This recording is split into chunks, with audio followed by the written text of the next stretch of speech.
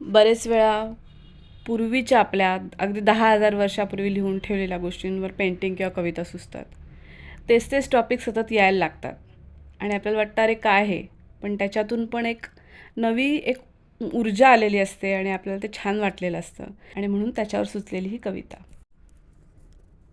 न नया कुछ है, न नया कुछ होगा, न नया कुछ है, न नया कुछ होगा.